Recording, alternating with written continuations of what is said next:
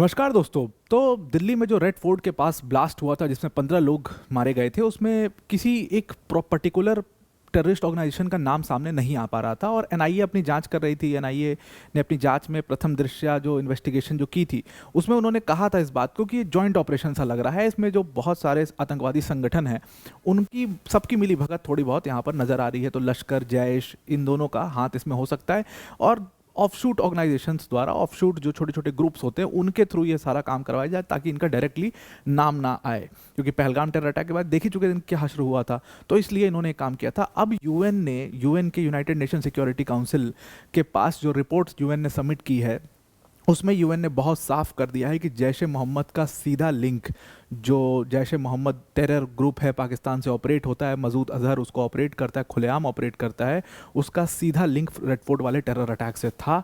और ये पूरा एक अब प्रचलन सा चल गया। देखिए पहलगाम टेरर अटैक में भी हमने सेम चीज़ देखा था। नाम भले ही लश्कर का सामने से आ रहा था, लेकिन जो बाद में पूरी जाँच हुई, जो तीन आतंकवादी थे उनको मारा गया और बाद में उनकी आइडेंटिटी जब रिवील हुई तो पता लगा कि ये मतलब मल्टीपल ऑर्गेनाइजेशंस में काम कर चुके थे। जैसे कंपनी आदमी बदलता है ना, कंपनी स्विच करते हैं ना लोग, वैसे ये सब आतंकवादी संगठन पूरा इन लोगों ने एक नेटवर्क नेक्सस सा बना रखा है। ये लोग उसमें आपस में स्विच करते रहते हैं अपनी ट्रेनिंग के हिसाब से। मुझे यहाँ पर ज़रूरत है, मुझे यहाँ ऑपरेट करना है तो यहाँ पर चाहिए, इस हिसाब से लोग स्विच करते रहते हैं और ये बहुत बड़ा खतरा है पूरे देश के लिए।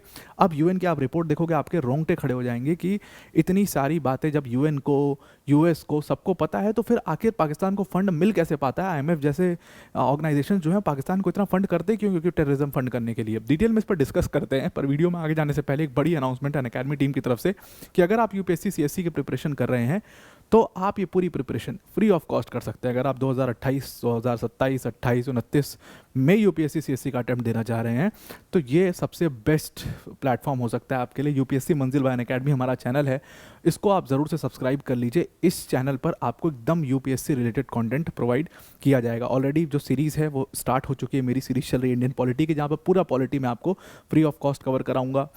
एंशिएंट हिस्ट्री की पूरी सीरीज़ चल रही है और मॉडर्न हिस्ट्री की सीरीज़ चल रही है। एकदम एक एक तरीके से बहुत ही जानदार कंटेंट के साथ आपको यहाँ पर एकदम पूरा सिलेबस जो है वो कवर करा दिया जाएगा।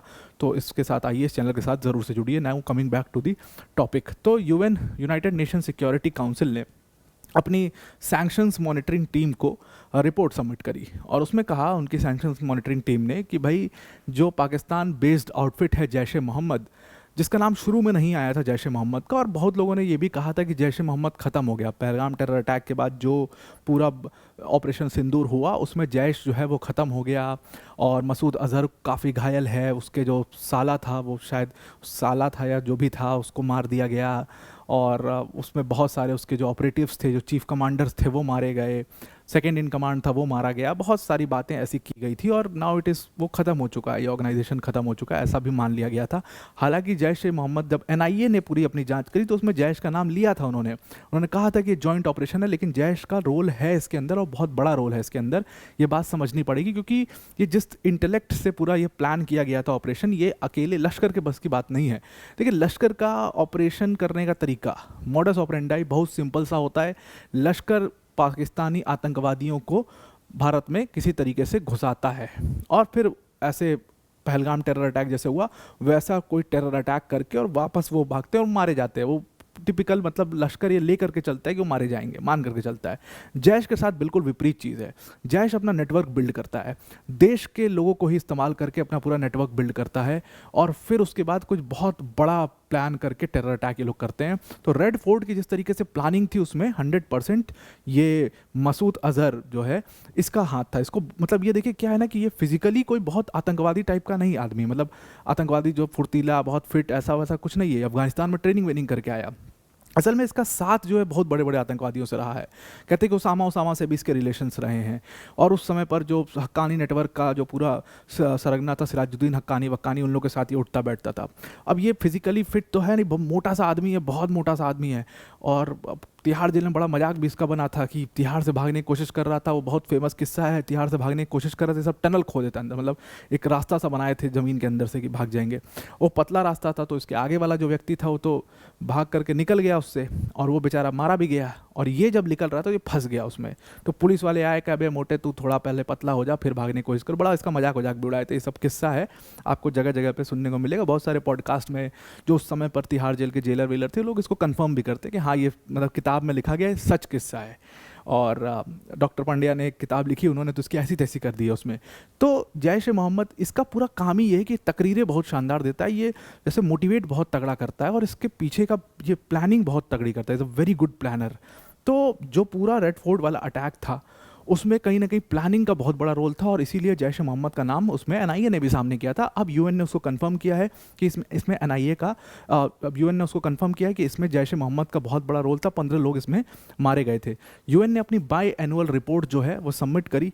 सैंक्शंस कमेटी ने, जो मॉनिटर करती है सैंक्शंस को, उन्होंने कहा, जो ये सैंक्शंस कमेटी जो है यही अलकायदा के ऊपर सैंक्शंस जो हैं उनको भी मॉनिटर करती है, इस्लामिक स्टेट आईसिस को भी ये सैंक्शंस जो है वह यही मॉनिटर करती है। तो इसने कहा कि ये मतलब सिक्योरिटी काउंसिल ने कंफर्म किया कि भाई ये जो अटैक हुआ था रेड फोर्ट पर 10 नवंबर को, जिसमें 15 लोग मारे गए, उसमें जैश ए मोहम्मद का सीधा रोल यहाँ पर दिखाई दे रहा है। और जैश ए मोहम्मद को कहीं ना कहीं अब थोड़ा सा ध्यान देना पड़ेगा, क्योंकि ये ऑर्गेनाइजेशन, देखिए मैं शुरू से भी आपको कहता रहता हूँ कि लश्कर का जो इंटरनेशनल लिंक है और लश्कर के रिश्ते हमास के साथ हैं, अभी हमने देखा, हमने उसको प्रूव भी किया, हमने अपनी वीडियो में भी बताया। तो लश्कर जो है वो इंटरनेशनली एक्टिव रहता है, और ये वो, तो ये लोग नज़र में रहते हैं यूएन के। जैश जो है ऑन द अदर हैंड वो बहुत ही छिप करके काम करने वाला ऑर्गेनाइजेशन है वो, और एक तो आईएसआई के भी टच में नहीं रहते हैं ये लोग, तो ये लोग बहुत छिप करके काम करते हैं, इनकी इंटेल मिलना मुश्किल हो जाता है। और ये देशों में बहुत, मतलब एक तो पाकिस्तान में है थोड़ा बहुत, इनका एक ऑफशूट बांग्लादेश में है, और भारत में ये पूरी तरीके से ऑपरेट करते हैं। तो जैश ए मोहम्मद ज़्यादा लीथल है, मतलब इन केस ऑफ दैट अगर आप देखो तो बहुत लीथल है। और आप देखिए कि ये पूरा रेड फोर्ट अटैक जो प्लान हुआ था वो तो रेड फोर्ट पर करना ही नहीं था, वो तो जगह उन्होंने चूज़ ही नहीं की थी असल में, तो वो गलती से हो गया, और वो सारी बातें तो एनआईए ने साफ़ कर दी। असल में ये एक बहुत बड़ा कॉफ़ी चेन है, जो ग्लोबल कॉफ़ी चेन है उसको टारगेट कर रहे थे, वो ज्यूइश इन्फ्लुएंस था उस कॉफ़ी चेन में, तो उसको टारगेट कर रहे थे। एक मैसेज, हमास टाइप का अटैक दे करके एक मैसेज देने की कोशिश थी ये इजराइल को, इस टाइप से कुछ ये लोग प्लान कर रहे थे। और ये सब इतना दिमाग, वो हाफिज़ सईद की बस की बात, वो बूढ़ा ख़त्म हो चुका है, वो उसके बस की बात नहीं है इतना दिमाग सोचना, ये मसूद अजहर का ही काम है।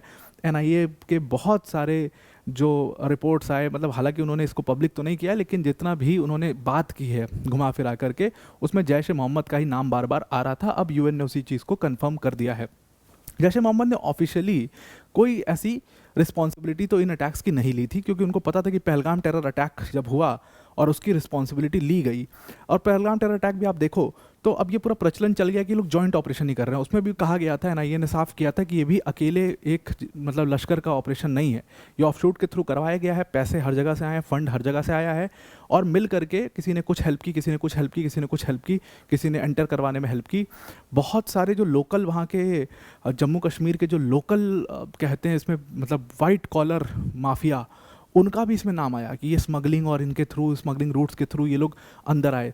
तो आपने देखा कि बहुत सीरियस क्रैकडाउन वहाँ पर किया गया। अब ये पूरा जो नेटवर्क बस्ट हुआ था, ये कैसे हुआ था, ये यहीं से शुरू हुई थी। तो पहलगाम टेरर अटैक हुआ, उसके बाद भारत ने ऑपरेशन सिंदूर किया और इनके सारे ठिकानों को ख़त्म किया, और उसके बाद जगह जगह पर छापेमारी शुरू की गई।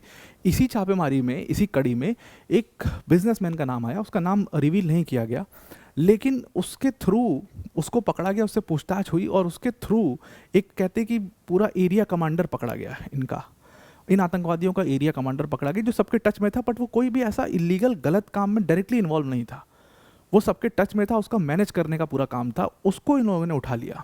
और जब उसको उठाया इन लोगों ने, तब जा कर के पूरा नेटवर्क जो है वो खुल करके सामने आता है, और उस नेटवर्क से इनको पता चलता है कि भाई ये तो एक्सप्लोसिव जुड़ा रहे हैं, और ये they are planning something really big, really really big.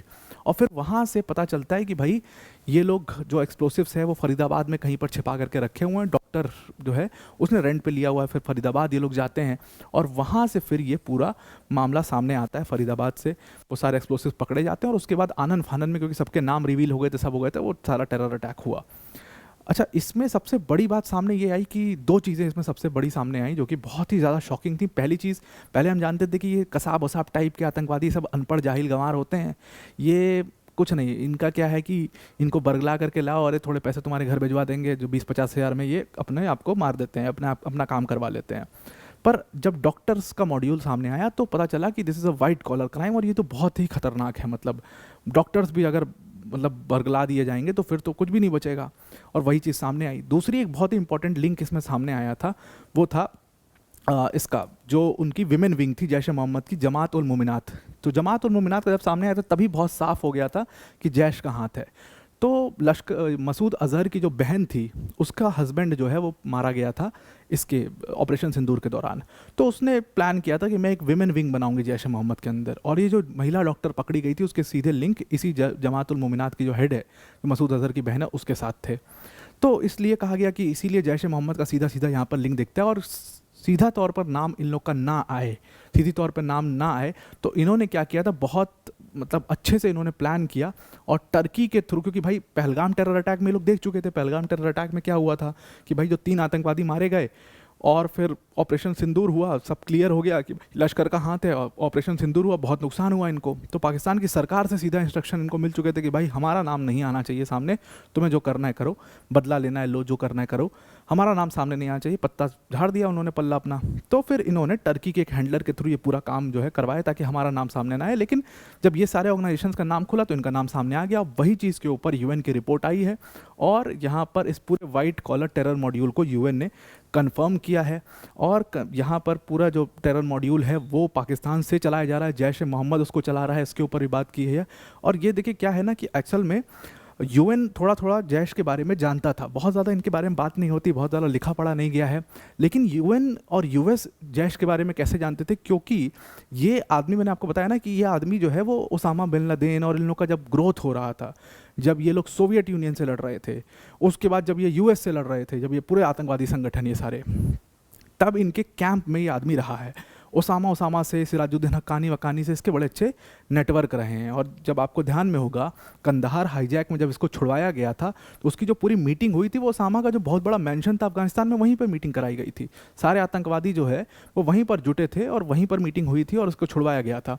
तो इसके लिंक्स क्योंकि उसामा से बहुत तगड़े थे, इसीलिए इसको इसके ऊपर थोड़ी सी नज़र जैश ए मोहम्मद के ऊपर शुरू से यूएन और यूएस हमेशा से रखता है। बाद में खैर एक कॉन्स्पिरेसी थ्योरी है कि पाकिस्तान ने और इसी मोटे से आदमी ने उसामा को सेल ऑफ कर दिया था अपने फ़ायदे के लिए, वरना इनकी हालत ख़राब होती तो इन्होंने उसामा को बेच दिया था यूएस के हाथों।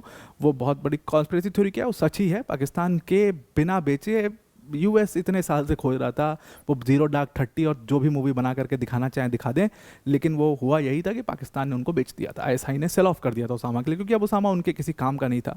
अफगानिस्तान में उनका ऑपरेशन खत्म हो चुका था, सो दे सोल्ड ऑफ उसामा, और उससे जो भी थोड़ा बहुत फ़ायदा उनको पैसों के मामले में, सब मामले में मिला। कहते कि एक आर्मी आईएसआई का उस समय टॉप ऑपरेटिव था जिसने यूके में अपना घर बना लिया। आप नाम जाके सर्च करिएगा, जस्ट उसामा के मारे जाने के कुछ ही महीनों बाद उसका बहुत बड़ा सा मैंशन मिल गया, यूके में मैंशन लेवल का घर मिल गया। आज वो अपनी पूरी फैमिली के साथ यूके में रहता है। तो ये सब कॉन्स्पिरेसी थ्योरीज हैं, खैर कोई ऑफिशियली कंफर्म नहीं करता, लेकिन ठीक बात, सच बात है। तो जैश ए मोहम्मद का नाम इसमें साफ रूप से सामने आ चुका है। आई होप आपको ये पूरा आर्टिकल समझ में आ गया होगा। आज के लिए इतना ही। Thank you and have a nice day.